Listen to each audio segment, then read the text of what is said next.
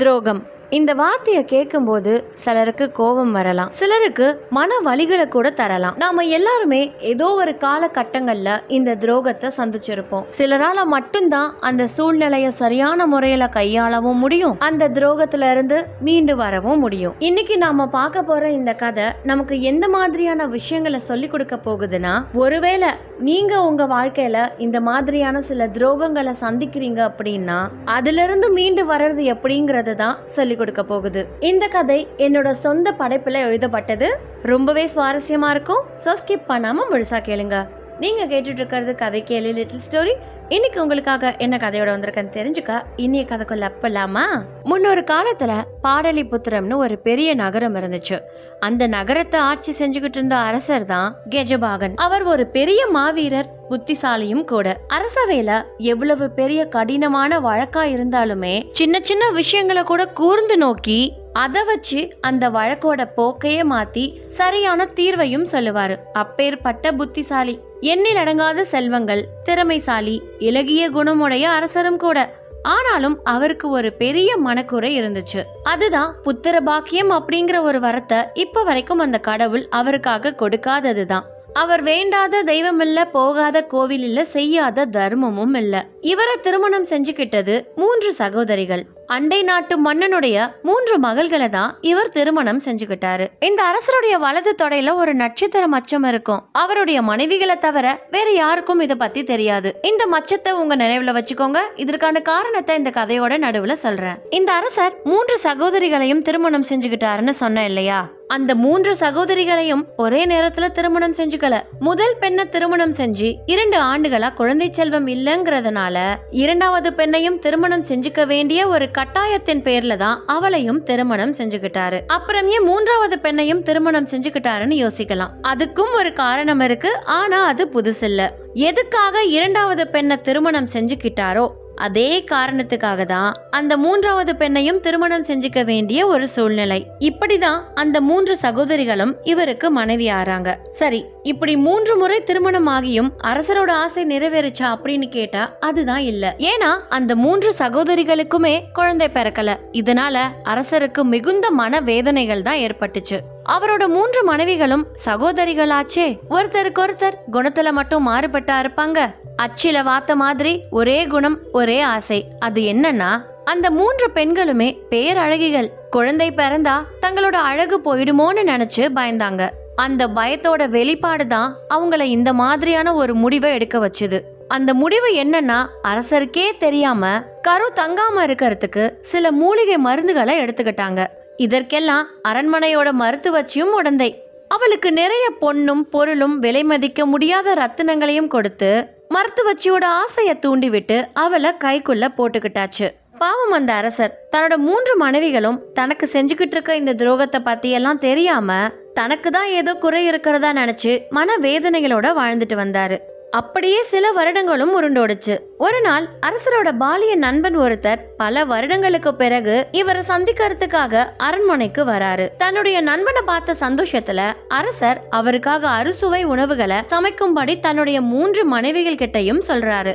தடபுடலான விருந்தும் சமைக்கப்பட்டு அரசருடைய நண்பருக்கு பரிமாறப்பட்டுச்சு. அரசருடைய நண்பரான காலபாகுக்கு ஒரு தனித்துவமான சக்தி இருந்துச்சு. அவருக்கு யாரு உணவு பரிமாறுறாங்களோ அவங்களோட மன ஓட்டத்தையும் குணத்தையும் ரொம்ப துல்லியமாவே யூகிக்க கூடிய ஒரு அபாரமான திறமை. அரசரோட 3 மனைவிகளும் இவருக்கு உணவு பரிமாற ஆரம்பிக்கிறாங்க. அந்த உணவை ஒரு வாய் எடுத்து சாப்பிடும் போதே அதுல எதிர்மறையான எண்ணங்கள் இருக்கிறத உணர்றாரு. அரண்மனையில சமைக்கப்பட்ட உணவு ருசிய பத்தி சொல்லவா வேணும்? ஆனா காலபாகுவால அந்த ருசிய உணர முடியல.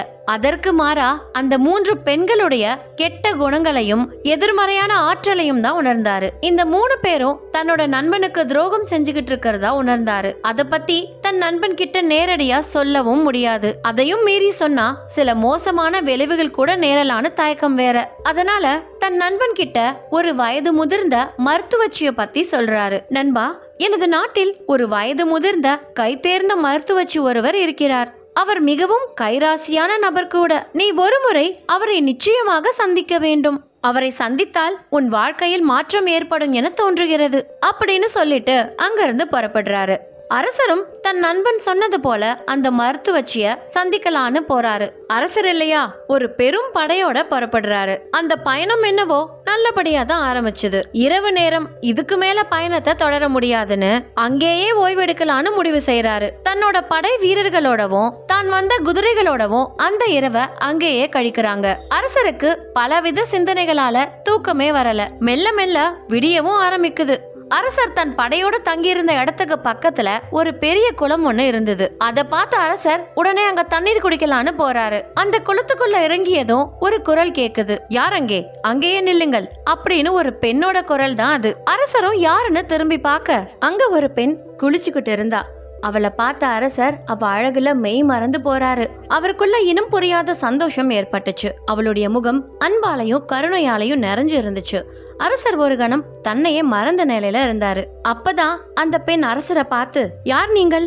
இது பெண்கள் குளிக்கும் இடம் என்பது உங்களுக்கு தெரியாதா? இங்கே ஆண்களுக்கு இடமில்லை அப்படின்னு கொஞ்சம் கனத்த குரல்லையே சொல்றா. உடனே அரசர், ஓ பெண்ணே, என்னை மன்னித்து விடு. நான் இங்கே தண்ணீர் குடிப்பதற்காக தான் வந்தேன். இது பெண்கள் குளிப்பதற்கான இடம் என்பது எனக்கு தெரியாது. தெரிந்திருந்தால் நிச்சயம் வந்திருக்க மாட்டேன் அப்படின்னு அந்த அரசர் சொல்றாரு. அத கேட்ட பிறகு அவளும் தண்ணீர் குடிக்க அனுமதிக்கிறா. அங்கிருந்து ஒரு பாறைக்கு பின்னால போய் தன் உடைய மாத்திட்டு அரசர் முன்னால வந்து, நீங்கள் யார்? இந்த நேரத்தில் இங்கே என்ன செய்து கொண்டிருக்கிறீர்கள் அப்படின்னு கேக்குறா. அரசரும் தன்னை அறிமுகம் செஞ்சுக்கிட்டு மருத்துவச்சியை சந்திக்க போறதா சொல்றாரு. அரசர்னு தெரிஞ்சதும் அவரை வணங்கியபடி, அரசே, அப்படியென்றால் தாங்கள் சரியான இடத்திற்கு தான் வந்திருக்கிறீர்கள். தாங்கள் சந்திக்க வந்தது என்னுடைய பாட்டியை தான் அப்படின்னு சொல்லி அரசரை அங்க கூட்டிட்டும் போறா. அந்த மருத்துவச்சியை பார்த்த அரசர் தன்னோட குறைகளை சொல்ல ஆரம்பிக்கிறாரு. அவரோட நாடி துடிப்பை பார்த்த மருத்துவச்சியோ, அரசே, உங்களுக்கு குறை இருப்பதாக யார் சொன்னது? உங்கள் நாடி துடிப்பு சீராக இருக்கிறது. நிச்சயமாக உங்களுக்கு குழந்தை செல்வம் உண்டு அப்படின்னு அந்த மருத்துவச்சி சொன்னதை கேட்ட அரசருக்கு மனம் நிறைவா இருந்துச்சு. அதே பூரிப்போட அரசரும் அந்த மருத்துவச்சியை பார்த்து, அம்மா, உங்கள் வார்த்தை எனக்குள் இருந்த சங்கடத்தை போக்கி இருக்கிறது. மேலும் ஒரு சின்ன நிபந்தனை.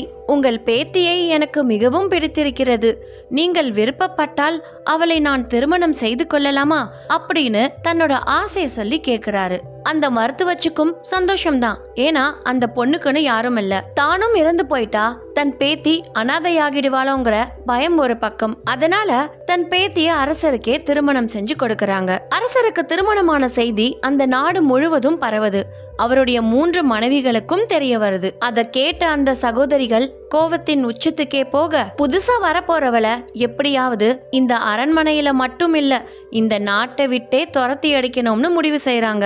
அரசரும் தன்னுடைய புது மனைவியை கூட்டிக்கிட்டு அரண்மனைக்கு வராரு. அந்த சகோதரிகளோ தங்களுடைய கோவத்தை சிறிதும் காட்டிக்காம அரசரையும் அந்த பெண்ணையும் வரவேற்கிறாங்க. அரசரும் தன்னோட முக்கால்வாசி நேரத்தை தன் புது மனைவி கூட தான் செலவிட்டு வந்தாரு. அதையெல்லாம் பார்த்த 3 மனைவிகளுக்கும் சொல்லவா வேணும், அந்த கோபம் மனசுக்குள்ள வஞ்சமா மாற தொடங்குச்சு.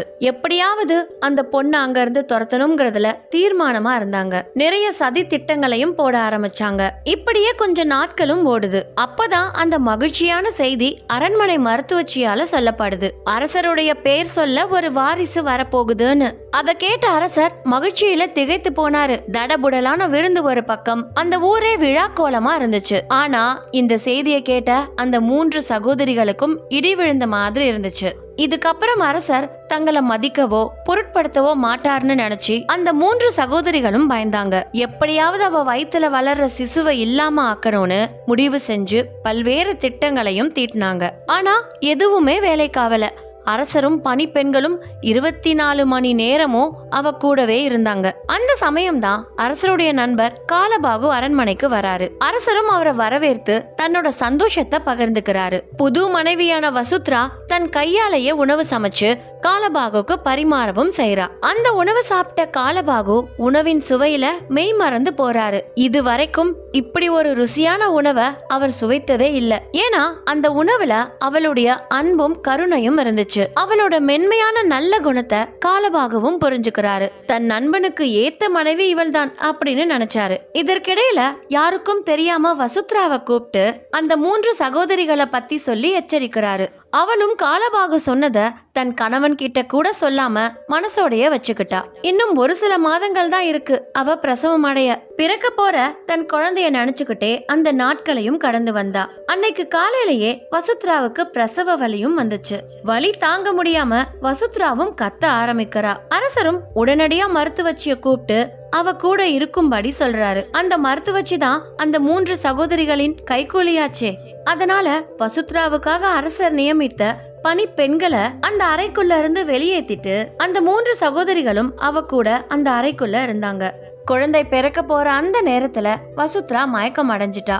அந்த சகோதரிகளுக்கு இன்னும் வசதியா போச்சு. தன்னோட சதி திட்டத்தை செயல்படுத்தும் நேரமும் வந்துச்சு. வசுத்ராவுக்கு அழகான ஆண் குழந்தை பிறக்குது. ஆனா அந்த குழந்தை அழவே இல்ல. அந்த குழந்தை அழுவணுமே, அந்த சத்தம் தானே குழந்தை பிறந்ததை ஊர்ஜிதப்படுத்தும். இந்த சூழ்நிலையும் அந்த சகோதரிகளுக்கு வசதியா போச்சு. உடனே குழந்தை இறந்தே பிறந்திருக்குன்னு அரண்மனையில இருக்க எல்லாரையும் நம்ப வைக்கிறாங்க. அரசர் உட்பட இறந்தே பிறந்த குழந்தைய யாரும் பார்க்க கூடாதுன்னு ஒரு சாஸ்திரத்தால அரசர் தன் குழந்தைய பார்க்க கூட இல்ல. இத்தனை வருஷம் கழிச்சு பிறந்த குழந்தையாச்சே. அரசருக்கு அது மிகுந்த மன வேதனைகளையும் ஏமாற்றத்தையும் தந்துச்சு. இதற்குள்ள அந்த சகோதரிகள் மருத்துவச்சு கிட்ட அந்த குழந்தைய எங்கேயாவது எடுத்துட்டு போய் கொலை செய்யும்படி சொல்றாங்க. இதற்கு இனாமா நிறைய தங்க காசுகளையும் கொடுக்கறாங்க. அவளும் அந்த குழந்தைய தூக்கிக்கிட்டு போறா. ஆனா கொலை செய்ய அவள் மனம் இடம் கொடுக்கல. அந்த குழந்தைய ஒரு படகுல வச்சு நதிக்கரை ஓரமா விடுறா. நீண்ட நேரம் கழித்து கண் விழிச்ச வசுத்ரா தன் குழந்தை இறந்தே பிறந்த செய்தியை கேட்டு துடிதுடிச்சு போறா. தரையில விழுந்து புரண்டு கத்தி அழுறா. அவளுடைய கண்ணீரை பார்த்த 3 சகோதரிகளும் மனதளவுல மகிழ்ச்சியோட இருந்தாங்க. இப்படியே சில காலங்களும் உருண்டோடுது.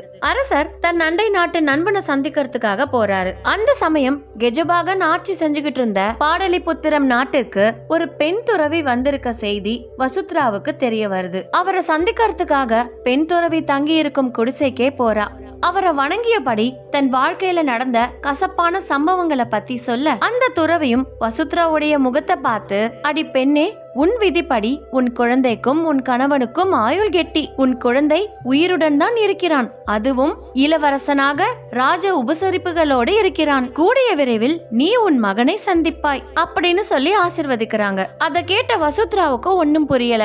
ஆனா தன் குழந்தை இறந்ததா சொல்லப்பட்டதுல ஏதோ மர்மம் இருக்குன்னு அவளோட உள் மனசு சொல்லிக்கிட்டே இருந்துச்சு. அங்க கெஜபாக அரசன் தன் நண்பனான பட்டத்து நாட்டு அரசரை சந்திக்க போன இடத்துல இவருக்காக ஒரு விஷயம் காத்துக்கிட்டு இருந்துச்சு. அது அவருடைய இருண்ட வாழ்க்கையவே மாத்த போகுதுங்கிறது அப்ப அவருக்கு தெரியாது. அந்த பட்டத்து நாட்டு அரசருடைய மகன் அங்க விளையாடிக்கிட்டு இருந்தப்போ எதிர்பாராத நேரத்துல அங்க இருந்த தீபத்துல அந்த சிறுவனுடைய ஆடை பற்றி எரிய ஆரம்பிச்சது. உடனே செயல்பட்ட கெஜபாகன் அந்த சிறுவனுடைய ஆடைகள் அகற்றி காப்பாத்துறாரு. அப்பதான் அரசர் கெஜபாகன் அந்த சிறுவனுடைய வலது தொடையில இருக்கக்கூடிய நட்சத்திர வடிவுல இருக்க மச்சத்தை பாக்குறாரு. அத பார்த்த அரசருக்கு ஒரே அதிர்ச்சி. இத பத்தி தன் நண்பன் கிட்ட நேரடியா கேட்கவும் பயம்.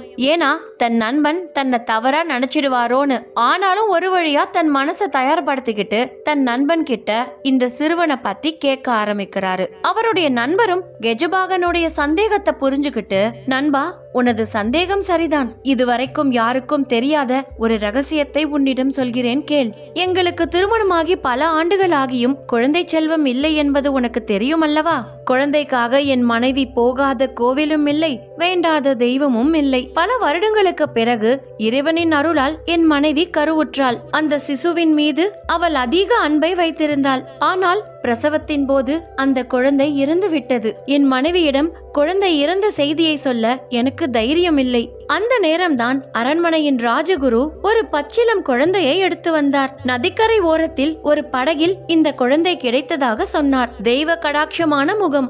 அவனுடைய சிரிப்பால் என் மன வேதனைகள் தீர்ந்தது போல் இருந்தது. ராஜகுருவிடம் என் குழந்தை இறந்த செய்தியை கூறினேன். உடனே அவர், இந்த குழந்தை அந்த தெய்வமே உனக்கு கொடுத்த பரிசு. இனி இவன்தான் உன் வாரிசு என்று சொல்லிவிட்டு சென்றார். அச்சமயம் எனக்கும் வேறு வழி தெரியவில்லை. அந்த குழந்தையை என் மனைவியின் அருகே வைத்தேன். மயக்கம் தெளிந்த அவள் அந்த சிசுவை அள்ளி அணைத்து என் மகனே என்று முத்தமிட்டாள். அன்றிலிருந்து இந்த அரண்மனையின் மூத்த வாரிசாகவே வலம் வருகிறான் என் மகன். இவன் வந்த நேரம் எனக்கு 2வது மகனும் பிறந்தான் அப்படின்னு ஒருவித பூரிப்போட சொல்லி முடிக்கிறாரு. அதை கேட்ட கெஜபாகு அரசனுக்கு பேரதிர்ச்சியாவும் குழப்பமாவும் இருந்துச்சு. அதே குழப்பத்தோட தன் நாட்டுக்கும் திரும்ப அங்க தன் கணவனுடைய வருகையை எதிர்பார்த்து காத்துக்கிட்டு இருந்தா வசுத்ரா. தன் கணவனை சந்திச்சதும் பெண் துறவி சொன்ன எல்லா விஷயங்களையும் சொல்றா. அதை கேட்ட அரசருக்கு அப்பதான் தன்னுடைய குழப்பம் நீங்கி ஒரு சில விஷயங்கள் புரிய வந்துச்சு. உடனே அரண்மனையின் மருத்துவச்சியை கூப்பிட்டு வசுத்ராவின் பிரசவத்தப்போ நடந்த சம்பவங்களை கேட்கிறாரு. அந்த மருத்துவச்சியும் அப்போ சொன்ன அதே பொய்ய திரும்பவும் சொல்றா. ஆனா அவளோட பேச்சுல உண்மைத்தன்மை இல்லாததை புரிஞ்சுக்கிட்ட அரசருக்கே இருக்கும் பாணியில முறையா விசாரிக்கிறாரு. பயந்து போன மருத்துவச்சி அன்னைக்கு நடந்த உண்மை சம்பவங்களை சொல்றா. உடனே தன் மனைவியை கூட்டிட்டு தன் நண்பனுடைய நாட்டுக்கு போறாரு. அவரை சந்திச்சு நடந்த அனைத்து சம்பவங்களையும் சொல்றாரு. அதை கேட்ட அவருடைய நண்பரும் தன்னுடைய மகனா வளர்ந்துகிட்டு இருக்க இந்த சிறுவன் தன் நண்பனுடைய மகன்னு தெரிஞ்சு அதிர்ந்து போறாரு. கெஜபாக அரசனோ தன் உடம்புல இருக்க மச்சத்தை காட்டி அந்த சிறுவன் தன்னுடைய மகன் தான்ங்கிறத ஊர்ஜிதப்படுத்துறாரு. இத்துணை வருடங்களுக்கு பிறகு தன் மகனை சந்திச்ச வசுத்ரா அவனை ஆசை தீர அள்ளி அணைச்சு முத்தமிடுறா. அதுக்கப்புறம் அங்க என்னெல்லாம் நடந்திருக்கும்னு நான் சொல்லிதான் உங்களுக்கு தெரியணுமா என்ன? ஒரு வழியா கெஜபாகன் தன்னுடைய மகனை கூட்டிட்டு தன்னுடைய சொந்த நாட்டுக்கே திரும்பி வராரு. வந்த கையோட தன்னுடைய முதல் 3 மனைவிகளையும் கூப்பிட்டு விசாரிக்க வேண்டிய முறையில விசாரிக்கிறாரு. அந்த சகோதரிகளும் தான் செஞ்ச தவறுகளை ஒத்துக்கிறாங்க. கோவப்பட்ட அரசர் அந்த சகோதரிகளுக்கு மரண தண்டனை கொடுக்க அந்த சமயம் வசுத்ரா தன் கணவனை பார்த்து, அரசே, அவர்கள் செய்த தவறு மன்னிக்க முடியாததுதான். ஆனால் அவர்கள் செய்த தவறுகளை அவர்களே ஒப்புக்கொண்ட பின் இந்த மரண தண்டனை அவசியம்தானா? நம் மகன் பல வருடங்களுக்கு பிறகு நம்மிடம் வந்திருக்கிறான். அவன் வருகைக்கு பிறகு இப்படி ஒரு சம்பவம் நடந்தால் அது காலத்திற்கும் சொல்லாகிவிடும் அல்லவா? நம் மகனால் அவர்கள் பிழைத்து போகட்டுமே, நாம் அந்த மூவரையும் மன்னித்து விடுவோமே அப்படின்னு அவ சொன்னது அரசருக்கும் சரினே பட்டுச்சு. அதனால அந்த 3 சகோதரிகளையும் மன்னிச்சு விடுறாரு. அவ்வளவு பெரிய துரோகத்தை செஞ்ச பிறகு வசுத்ரா தங்களை மன்னிச்சு உயிர் பிச்சை கொடுத்ததை நினைச்சு வெக்கத்துல தலை குனிஞ்சு போறாங்க. அந்த அரண்மனையில நடைப்பிணமா வாழ ஆரம்பிச்சாங்க. இந்த கதை நமக்கு முக்கியமான ஒரு விஷயத்தை தான் சொல்லுது. நமக்கு துரோகம் செஞ்சவங்களை பழி வாங்கணும்னு நினைச்சா அவங்கள மன்னிச்சு விடுறதுதான் அவங்களுக்கு நாம கொடுக்கக்கூடிய உச்சபட்ச தண்டனையா இருக்கும். சில துரோகங்களை நம்மளால ரொம்ப எளிமையா கடந்து வர முடியும். ஆனா மன்னிக்க முடியாத துரோகம்னு ஒண்ணு இருக்கும் இல்லையா? அதுக்கு சரியான தண்டனை மன்னிப்பு மட்டும்தான். அந்த மன்னிப்பு அவங்களுடைய மனசாட்சிய கேள்வி கேட்க ஆரம்பிக்கும். அது அவங்கள ஒரு தர்ம சங்கடமான நிலைக்கு தள்ளும். மனசாட்சி இல்லாதவங்க தான் துரோகத்தையே பண்ணுவாங்கன்னு நம்மளால சொல்ல முடியாது இல்லையா? அவங்க வாழ்க்கையில ஏதோ ஒரு கட்டத்துல ஏதோ ஒரு சந்தர்ப்பத்துல நிச்சயமா அவங்களோட மனசாட்சி அவங்கள கேள்வி கேட்கும். அது மன்னிப்புங்கிற ஒரு விஷயத்தால மட்டும்தான் நடக்கும். இது முழுக்க முழுக்க என்னுடைய கருத்து தான். நீங்களும் உங்க வாழ்க்கையில ஏதோ ஒரு கட்டத்துல ஏதோ ஒரு துரோகத்தை சந்திச்சிருக்கீங்க அப்படின்னா கமெண்ட் செக்ஷன்ல எஸ்ன்னு டைப் பண்ணுங்க. அந்த துரோகத்தை நீங்க எப்படி கடந்து வந்தீங்க அப்படிங்கறத எங்களோட ஷேர் பண்ணிக்கணும்னு நினைச்சீங்கன்னா அதையும் கமெண்ட் செக்ஷன்ல சொல்லுங்க. அதுக்கப்புறம் ஒரு முக்கியமான விஷயம், உங்கள நிறைய பேருக்கு தெரிஞ்சிருக்கலாம், நமக்கு இன்னொரு சேனலும் இருக்கு, லைஃப் பாட் தமிழ் அப்படின்னு சொல்லிட்டு. அந்த சேனல்ல நம்ம வாழ்க்கைக்கு தேவையான விஷயங்கள்ல இருந்து சில முக்கியமான புக்ஸ்ல சொல்லியிருக்க கருத்துக்கள் வரைக்கும் வீடியோவா அப்லோட் பண்ணியிருக்கோம். டிஸ்கிரிப்ஷன்ல அந்த சேனலுடைய லிங்க்கும் கொடுக்குறேன். பார்க்கணும்னு நினைக்கிறவங்க அதையும் போய் செக் பண்ணுங்க. அண்ட் அதுல ஒரு வீடியோக்கு சுரேஷ் பாலா அப்படிங்கிறவரு சூப்பர் தேங்க்ஸ் மூலியமா பே பண்ணியிருக்காரு. சார், உங்களுக்காக பெரிய பெரிய தேங்க்ஸ். இந்த மாதிரி நிறைய பேர் அப்பப்போ எனக்கு சப்போர்ட் பண்றீங்க. அது எல்லாமே என்ன மோட்டிவேட் பண்றதுக்கு ரொம்பவே யூஸ்ஃபுல்லா இருக்கு. நம்ம சேனல்ல இருக்க வீடியோஸை பார்க்கும்போது ஏதோ ஒரு விதத்துல உங்களுக்கு இன்ஸ்பயர் ஆயிருக்கு. அதனாலதான் இந்த அளவுக்கு சப்போர்ட் பண்றீங்கிறதையும் என்னால புரிஞ்சுக்க முடியுது.